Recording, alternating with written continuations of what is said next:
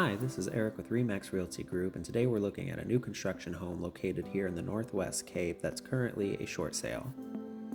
The home is a 4-bed, 3-bath, 1,683 square foot house, slated for its utility connection in 2032 since we are in the Northwest Cape. Coming in for a closer look of the house, just to the left-hand side, there's 2 green caps, which is the newly installed septic system. This home is currently on the market for $199. However, this is a short sale, so acceptance would be dependent upon the approval from the lender. Shifting our view to the back of the property, to the left-hand side is a white pipe, which is the newly drilled well. And this home sits on a freshwater canal, so launching your boat from your backyard is a possibility. However, being it's a freshwater canal, this home isn't golf accessible. Shifting our view to the side of the home, you'll notice that the stucco work has been completed. However, the home still needs to be painted.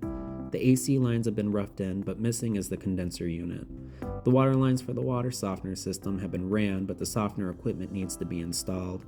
Being that this home is located in the northwest portion of the city, these homes are on water softener systems since the well water can be pretty hard.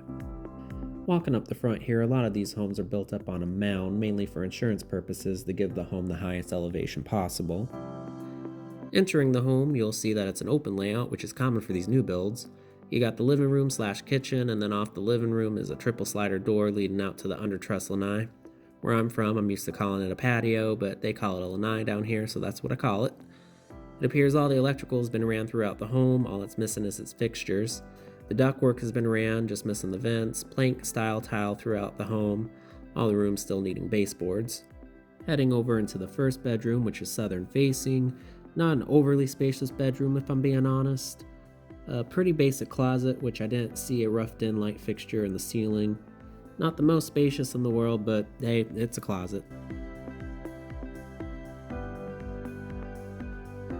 Alright, hopefully you got a good enough look at that. Now, leading back out to the main portion of the house, you've got your media wall where you'll end up hanging your TV, then over to the kitchen where you'll have to imagine an island, maybe even a waterfall countertop, then the adjacent wall where you'll imagine an oven and over the range hood.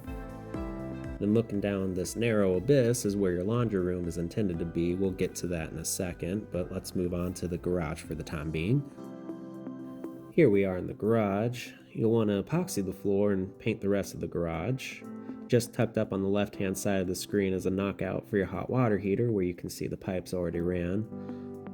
Then your electric panel needing breakers. Garage door, track, opener, all that fun stuff needed to enclose the space. Then you got a hatch just up above. No ladder, so I couldn't get up there to take a look at the insulation, which I'm assuming it's installed.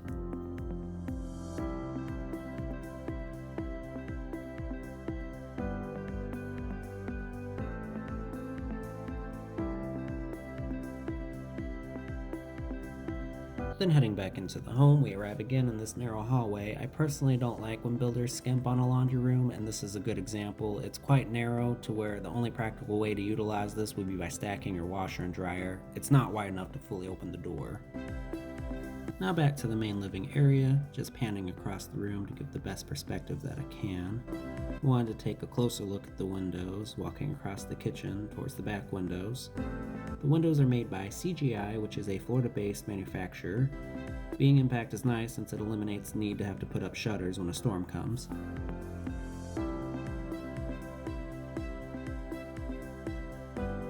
We'll pan back towards the front of the home again for better perspective.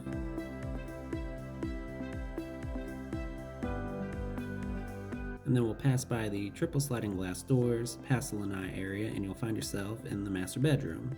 The master bedroom has a tray ceiling with a cap in the middle for a ceiling fan. Honestly, the size of the master is pretty tight. It's not as spacious as some of the other new construction homes that I've been to, but if you don't need massive square footage for a second home, it's not the worst I've seen. As we turn around to get a better look at the master bathroom, which is pretty dark, but I tried to get it as best as I could on camera.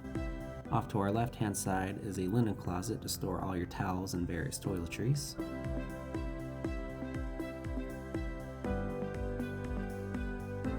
And as we continue on, you'll see the full floor-to-ceiling tiled shower minus the glass door.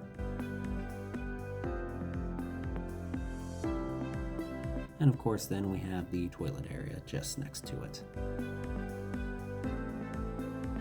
And straight across we have the plumbed dual vanity area and master closet.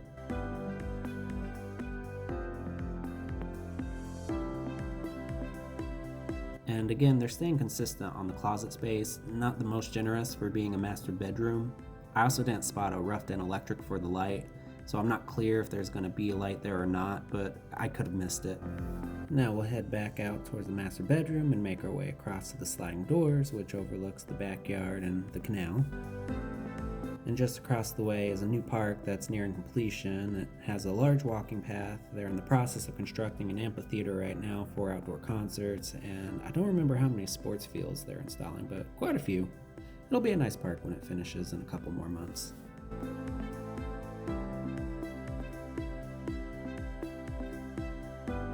And now we'll head over to the other side of the house to take a look at the 2 remaining bedrooms.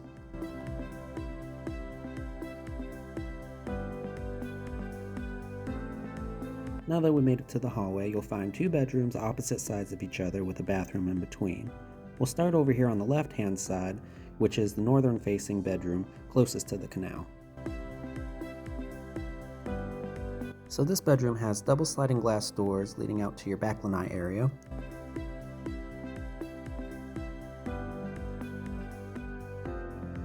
Take a step back here to get a better look at the rest of the room. Same size closet as we saw in the first bedroom nearest the front door, but with this bedroom it has an attached ensuite bathroom. Again, we see floor to ceiling tile in the shower area.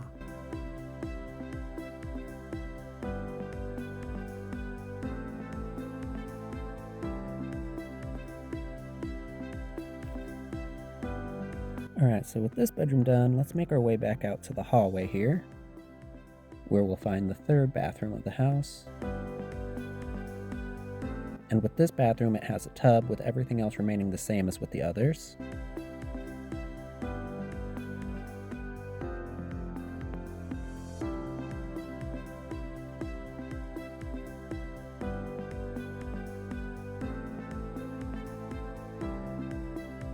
And now we'll head into the 4th and final bedroom of the home. We'll find a similar layout with the closet area being the same.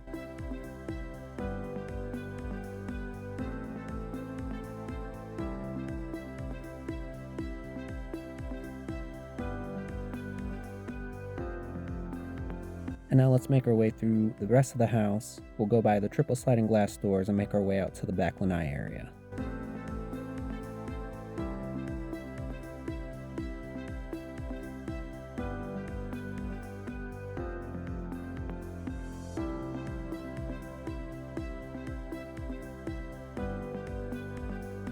Now here we are in the back lanai area. You've got a box in the ceiling so that way you can install a ceiling fan for better airflow during the summer months. I live on a canal myself, and the breezes that come off of these canals during the summer is pretty nice. It helps with the airflow a lot. Now we'll take a walk down towards the end of the property to get a better look at the house from the back. I'd like to take the opportunity to say thank you for watching this video, and I apologize for making you have to listen to my voice. It's one of the biggest reasons that I've shied away from getting into content creation, actually. I apologize for the horrendous audio quality as well. I'll have to work on that moving forward. I'm greener than a sprouted sprig of asparagus, but I'll get there. If you like seeing this type of content, please drop some comments down below because I'd love to read them, and if you have any questions pertaining to the specific home or just about Cape Coral in general, please feel free to contact me, as I've left all of my contact info down in the description below. And with that, take care, and we will see you on the next video.